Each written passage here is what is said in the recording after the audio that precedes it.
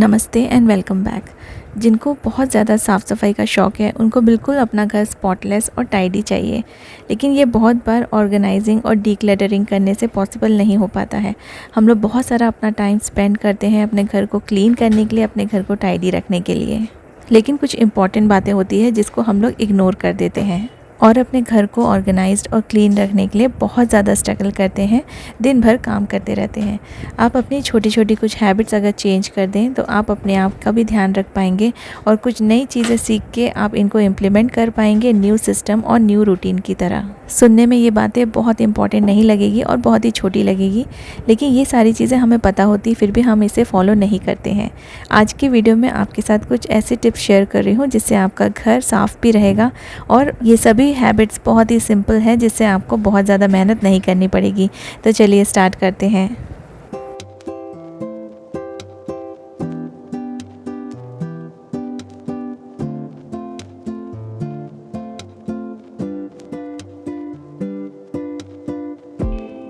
Cleaning के लिए हम लोग बहुत बार हार्श प्रोडक्ट्स यूज़ करते हैं, जैसे कि हार्पिक। अब हार्पिक बना है सिर्फ कमोड साफ़ करने के लिए, लेकिन हम लोग बहुत सारी चीज़ें उससे क्लीन करने की कोशिश करते हैं। हार्पिक में बहुत सारे केमिकल्स होते हैं, तो मैं सजेस्ट करूंगी कि आप अपने जो कमोड्स हैं या अपना जो बाथरूम है उसको भी आप उससे क्लीन मत कीजिए। ऐसे दूसरे बहुत सारे केमिकल फ्री प्रोडक्ट्स आपको मिल जाएंगे जिसको आप यूज़ कर सकते हैं। तो हार्पिक यूज़ करने के बाद अगर आपने कभी किसी टाइल्स में या अपने सिंक के ऊपर हार्पिक से क्लीन करने की कोशिश की हो और उसे ऐसे ही छोड़ दिया हो तो उसमें ना स्टेन्स आ जाएंगे और वो निकलना बहुत मुश्किल होता है और आप उसे कितना भी स्क्रब कीजिए वो स्टेन्स नहीं जाते हैं। तो यहाँ पे एक सिंपल सा तरीका यूज़ कर रही हूँ। मैंने कर्ड लिया है और कर्ड मैंने नैपकिन के ऊपर डाल दिया है। नैपकिन पे आप ये थोड़ा हल्का सा ऐसे स्प्रेड कर लीजिए और जहाँ जहाँ पे आपने ये जो स्टेन्स है ना, आपने हार्पिक जहाँ यूज़ किया था और उसके लाइंस बन गए हैं, उसके स्टेन्स हैं, वहाँ पे आप इसे थोड़ी देर के लिए लगा के रख दीजिए। अगर स्टेन्स फ्रेश है तो ये जल्दी रिमूव हो जाएंगे। 3-4 घंटे आप इसे ऐसे ही लगे रहने दीजिए और फिर इसी से आप इसको पूरा अच्छे से स्क्रब कर लीजिए। मतलब आपको दूसरा कुछ स्क्रबर यूज़ करने की ज़रूरत नहीं है। पहले ये जो कर्ड है ना, इसको पूरे अच्छे तरीके से फैला लीजिए।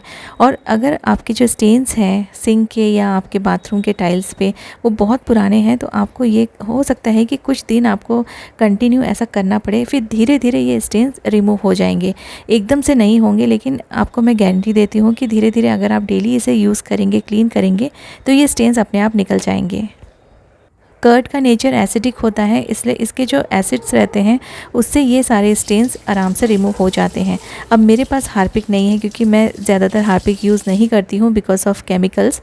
यहाँ पे मैंने एक सोप का पेस्ट बना के स्टेन्स यहाँ पे ऐसे लगा के रखे थे आपको दिखाने के लिए कि किस तरह से रिमूव कर सकते हैं। तो ये जो साबुन है उसके भी स्टेन्स बहुत बार रह जाते हैं हमारे सिंक के ऊपर या वॉश बेसिन के ऊपर, तो वो भी स्टेन्स इससे इजीली रिमूव हो जाएंगे। जैसे मैंने आपको बोला कि अगर बहुत पुराने स्टेन्स है तो कंटिन्यूसली क्लीन कीजिए 1 हफ़्ते के लिए या 2 हफ़्ते के लिए, तो धीरे धीरे ये स्टेन्स रिमूव होंगे। बहुत बार एकदम से आपको रिज़ल्ट नहीं मिलते हैं, लेकिन ये बहुत ही अच्छा तरीका है और मैंने एक्चुअली में यूज़ करके देखा हुआ है, इसलिए मुझे पता है कि इससे स्टेन्स रिमूव होते हैं। तो आप ये ज़रूर ट्राई करके देखिए। मैंने जो सोप यूज़ किया था उसके भी थोड़े थोड़े जो लाइंस हैं वो यहाँ पे अभी भी दिख रहे हैं, लेकिन 3-4 बार इसको मैं अगर स्क्रब करूँगी तो ये रिमूव हो जाएंगे और पूरी तरीके से ना सिंक क्लीन हो जाएगा।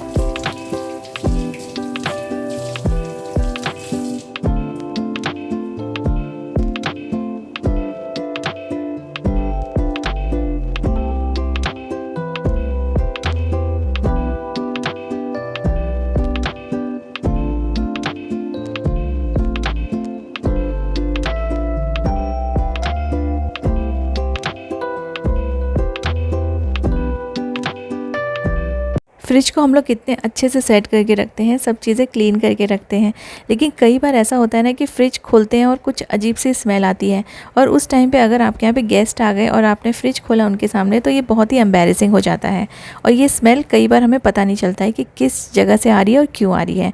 तो देखिए ऐसे कुछ वेजिटेबल्स हम लोग छोड़ देते हैं और वो धीरे धीरे से ख़राब हो जाते हैं, सड़ जाते हैं और उनकी स्मेल ना धीरे धीरे पूरे फ्रिज में फैलने लगती है और बहुत बार हम लोग चेक करना भूल जाते हैं तो समझ नहीं आता है कि कहाँ से आ रही है। तो आप अपने वेजिटेबल्स को ज़रूर बीच बीच में चेक करके देखिए कि कहीं कोई वेजिटेबल ऐसा तो नहीं रह गया है, टमाटर, आलू, कुछ भी ऐसी चीज़, मिर्ची वगैरह जिसके सड़ने से आपके फ्रिज में स्मेल आ रही है। और कोशिश कीजिए हमेशा आप अपने लेफ़्ट ओवर फूड को ऐसे क्लोज्ड कंटेनर में ही रखिए, जिससे कि जो स्मेल है वो फ्रिज में नहीं फैलेगी और साथ साथ में आपका जो फ्रिज है वो भी ऑर्गेनाइज्ड और क्लीन रहेगा।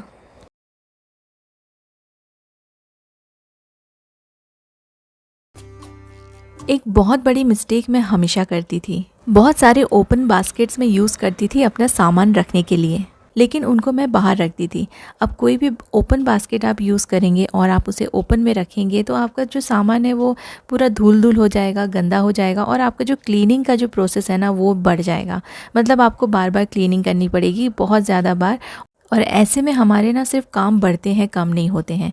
तो जितने भी ओपन बास्केट्स हैं उनको अगर आप यूज़ कर रहे हैं अपनी चीज़ों को ऑर्गेनाइज रखने के लिए तो उनको कैबिनेट्स के अंदर रखिए।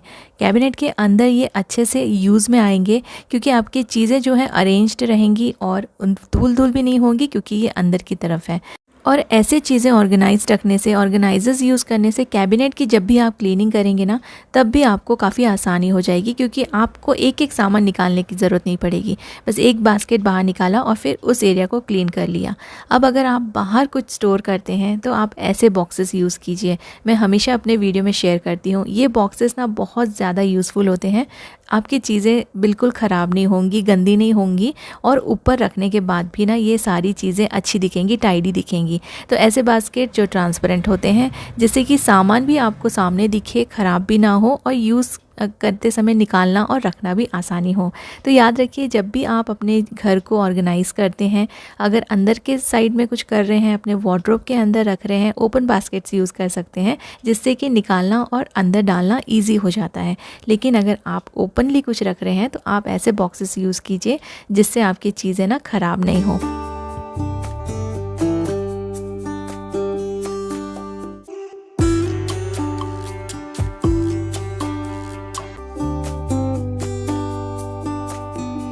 जब से मैं अपने घर को ऑर्गेनाइज रखने लगी हूँ ना, कोई भी ड्रॉर या कोई भी कबर्ड ओपन करो, सारी चीज़ें सामने मिल जाती है, जगह पे मिल जाती हैं और अच्छे से रखी हुई मिल जाती है।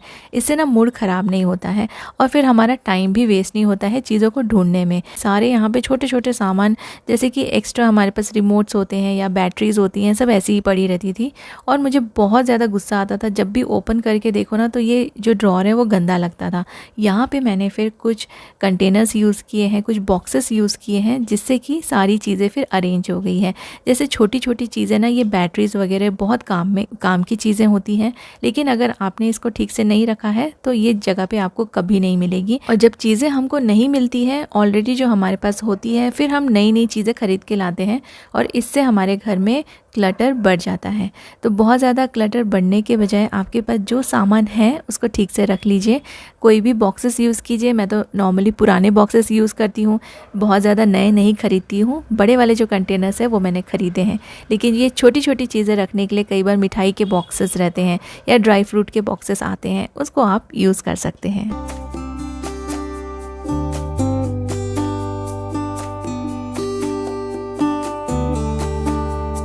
घर को साफ़ करते करते कुछ चीज़ें हमसे इग्नोर हो जाती है या नेगलेक्ट हो जाती है, जैसे कि हमारी विंडोज़, कर्टन्स लगे रहते हैं, कर्टन्स के पीछे ये विंडोज़ छुपी रहती है तो कभी पता ही नहीं चलता है कि कितनी गंदी हो गई है और फिर जब हम इन्हें देखते हैं तो इन्हें साफ़ करना बहुत डिफ़िकल्ट लगता है।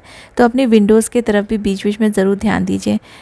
हो सकता है कि आप अपने पूरे घर को बहुत अच्छे से साफ़ सुथरा रखते हो, लेकिन कुछ चीज़ें ऐसी होती है जो हम लोग डेली साफ़ नहीं करते हैं। तो ये चीज़ें आप नोट डाउन करके रख सकते हैं, एक लिस्ट बना के रख सकते हैं। जैसे डोर्स क्लीनिंग, डोर भी अगर आपके घर में जो डोर्स है उसमें बहुत सारे डिज़ाइंस बने हों तो उनको भी क्लीनिंग करना थोड़ा सा डिफ़िकल्ट होता है और बीच बीच में ना डिज़ाइन के बीच में बहुत सारे डस्ट, गंदगी जम जाती है। तो ऐसी जगह या फिर ऐसी चीज़ें जो हिडन रहती हैं और जिनको हम डेली क्लीन नहीं कर पाते हैं, उनकी एक लिस्ट ज़रूर बना लीजिए। जैसे विंडोज़, डोर्स या फिर फ्रिज के पीछे का एरिया, कोई भी कैबिनेट्स हैं उसके पीछे का स्पेस, जहाँ कहीं भी थोड़ा बहुत गैप है ना, वहाँ पे ऐसे कचरे या डस्ट बहुत जल्दी जम जाते हैं। इनकी क्लीनिंग का भी हम अगर एक प्लान बना के रख दें तो हमारे दिमाग में कहीं ना कहीं रहता है कि इनको भी क्लीन करना है, तो हम टाइम टू टाइम इनकी तरफ भी ध्यान दे सकते हैं। नहीं तो ये जगह इग्नोर हो जाती है और बहुत ज़्यादा गंदी हो जाती है, फिर क्लीन करने में ज़्यादा समय भी लगता है और मेहनत भी लगती है।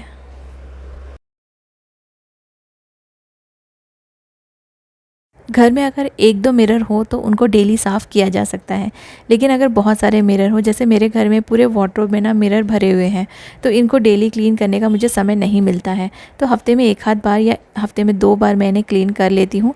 जब भी थोड़ा बहुत स्टेन्स दिखता है तो उसी टाइम पे साफ़ कर लेती हूँ।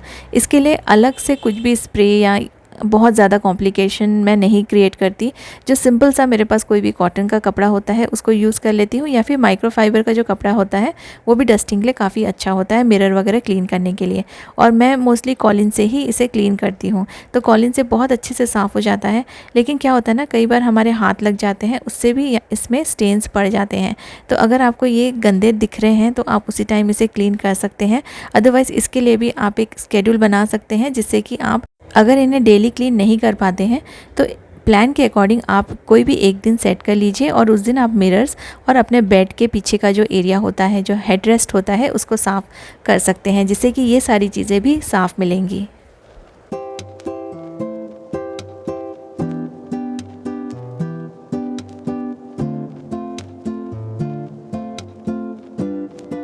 एक क्लीन और ऑर्गेनाइज घर के पीछे बहुत सारी मेहनत और टाइम लगता है, तो इसको आप सिंपल तरीके से कर सकते हैं। आप कुछ प्लानिंग करके आप अपने घर को 24 आवर्स क्लीन एंड ऑर्गेनाइज रख सकते हैं। उम्मीद करती हूँ कि ये वीडियो आपके काम आएगा और ये सारे हैक्स आप अपने घर में ज़रूर फॉलो करेंगे। Thank you so much for watching.